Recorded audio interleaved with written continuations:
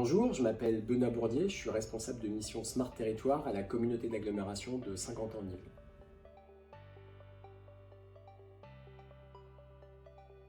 Alors dans le cadre de notre stratégie de Smart Territoire, notre objectif était d'accompagner nos métiers dans le développement de la connaissance qu'ils pouvaient avoir des besoins des usagers, mais aussi de leur comportement. Donc ça nous obligeait à tester de nouvelles sources de données. Ça pouvait être des données par exemple issues de véhicules connectés, d'applications smartphones ou en open data. Et enfin, d'optimiser le recours à ces outils numériques et à ces gisements de données dans le cadre d'une stratégie de data hub territorial.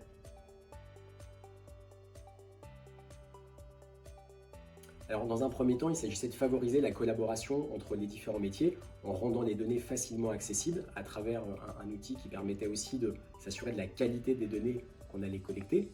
Dans un deuxième temps, permettre la visualisation de ces données à travers une interface qui soit adaptée aux besoins et aux usages des différents utilisateurs.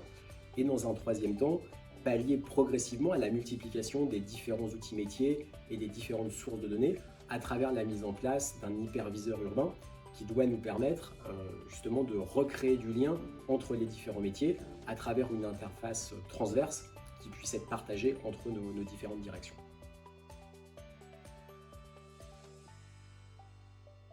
Alors dans un premier temps, on a choisi de travailler sur un outil de connaissance des mobilités qui devait justement permettre à notre direction des mobilités d'avoir une meilleure connaissance des déplacements qui allaient avoir lieu sur le territoire. Donc que ce soit en termes d'origine-destination, en termes de type de transport ou de motif de déplacement. Donc pour ce faire, on a dû aller exploiter différents types de données qui nous étaient difficilement accessibles jusqu'à maintenant. Ça pouvait être des données de billettique, de véhicules connectés, d'applications smartphone, le tout retraité par une intelligence artificielle développée par un partenaire qui s'appelle Entropy avec lequel nous collaborons également. En sortie, ça doit permettre aux différents métiers d'avoir accès à des interfaces facilement exploitables puisqu'ils ont pu contribuer à leur personnalisation pour ne pouvoir voir que les données qui leur sont les plus utiles dans leur quotidien.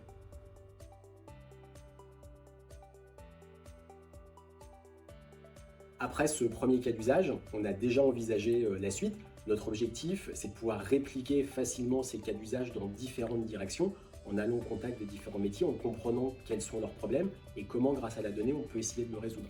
Donc ça nécessite d'avoir un petit modèle d'accompagnement qui soit facilement réplicable à partir de quelques ateliers pour pouvoir demain traiter des sujets de qualité de la voirie, de bornes de recharge électrique, voire de déchets ou de bâtiments.